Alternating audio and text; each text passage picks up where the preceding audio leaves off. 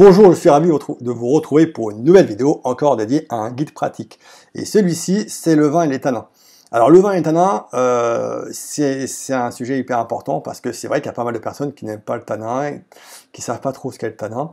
Et c'est vrai que les vins rouges ont ce petite chose en plus, ce petit élément qui peut poser problème, un peu perturbateur, c'est le tanin. Alors justement, avec ce guide, vous allez comprendre ce qu'est le tanin, à quoi il sert, son utilité évidemment, mais aussi en quoi c'est important, en quoi il différencie le vin rouge des vins blancs, et puis justement, vous apprendre en fait à bien le comprendre pour mieux l'appréhender. Parce que c'est quand même dommage de passer à côté des vins rouges, parce qu'on ne connaît pas le tanin, qu'on lui laisse aucune chance de s'exprimer. Et ça, c'est hyper important. Alors, dans le vin et les tanins, évidemment, comme pour tous les guides que je vous présente, l'esthétique dans un premier temps, vous voyez que c'est quand même des superbes guides. On est ici sur un tablette Samsung, où c'est de haut vers le bas, mais que l'iPad, il me semble que c'est page après page sur le côté. Donc c'est juste génial, c'est super facile à lire. Très pratique, un smartphone aussi, comme ils sont assez grands maintenant. Moi, je sais que j'aime bien lire sur smartphone quand je suis dans les transports. Là, on voit toujours, encore une fois, sur le grand entretien, alors le sommaire, évidemment, pour les tanins. Et puis après, bien évidemment, j'ai le grand entretien ici, qui est vraiment l'introduction, qui fait souvent une dizaine de pages, parfois une quinzaine de pages, selon le sujet que j'aborde, où, encore une fois, je vais poser les bonnes questions, des questions que vous n'osez pas poser, et auxquelles j'apporte des réponses. Alors, c'est souvent des questions qui me viennent d'abonnés premium que je sollicite avant chaque guide pratique pour être sûr que le sujet les intéresse et surtout qu'ils me posent des questions qui leur semblent importantes et qu'ils n'osent pas forcément me poser.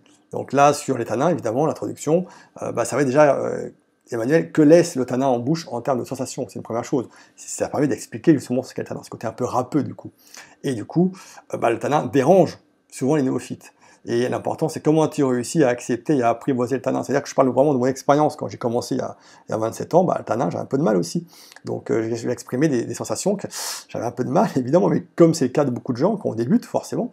Donc, c'est important aussi que vous soyez rassurés sur le fait que oui, je suis aujourd'hui un dégustateur, on peut dire, très averti, formateur aussi, donc franchement, ça m'aide, mais je suis passé par des étapes compliquées, que vous traversez peut-être vous aussi en ce moment.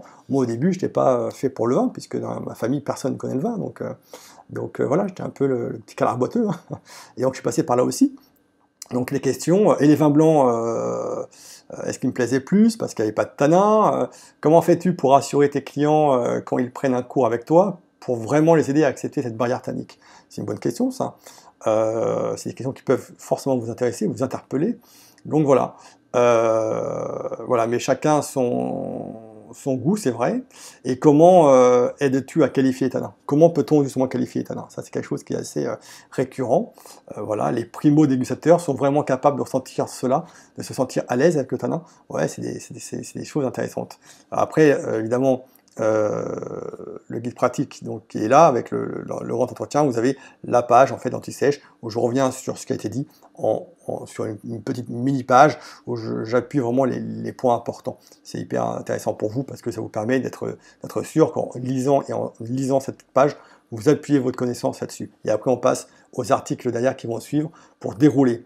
Voilà, le cépage et le terroir, c'est quelque chose qui est important. Et quelle est l'interaction qu'il y a entre le cépage et le terroir? C'est là où je pars des principes qu'on débute le tanin par ça, en fait.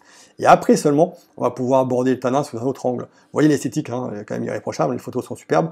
Vous pouvez évidemment imprimer ces guides pratiques. Je vous donne l'autorisation, si vous les gardez pour vous, évidemment. Avec Colibri, par exemple, qui permet d'imprimer des magazines ou des guides comme ça, c'est super pratique. Voilà, voilà le terroir, et puis encore une fois la page anti-sèche qui permet effectivement de clore chaque article en appuyant sur les choses importantes à retenir. Le vin rouge et le vin blanc, il y a tant de différences, notamment avec le tanin. Voilà, vous voyez un petit peu comme ça l'idée. Ouais, alors je suis un peu désolé pour la lumière, c'est pas parfait le contre-jour, mais ça vous donne quand même une idée un peu de la qualité des esthétiques des guides. Voilà, un peu du contenu qui est abordé. D'où vient le tanin, bien évidemment, c'est important. Ça, ce sont des sujets qui sont essentiels. Alors, je me mets là, c'est peut-être mieux, mais même pas, vous voyez, c'est terrible. Voilà. Alors, je suis désolé, je fais au mieux. Voilà. Voilà, d'où vient le tanin, tout simplement, il n'y a plus qu'à lire. Ça, vous le savez. Vous allez le savoir après. Voilà, le vin rouge et les tanins, et ici, ce qu'il faut retenir. Voilà, vous avez toutes les questions liées, en fait, au tanin, quoi.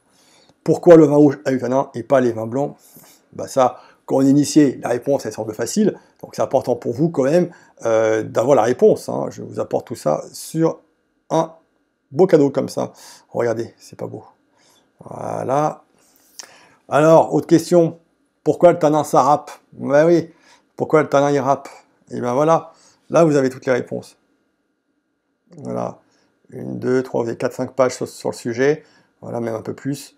Et après, on appuie encore avec, évidemment, cette notion d'anti-sèche pour vous aider à aller un peu plus loin et à retenir surtout ce que vous devez retenir. Le sud-ouest, ben ouais, sud-ouest, vive le tanin. Les vins de Bordeaux, évidemment, les Cahors, les Madirans, évidemment, le tanin et le sud-ouest, c'est une vague histoire que je vous raconte un peu ici. Voilà. Qualifier les tanins.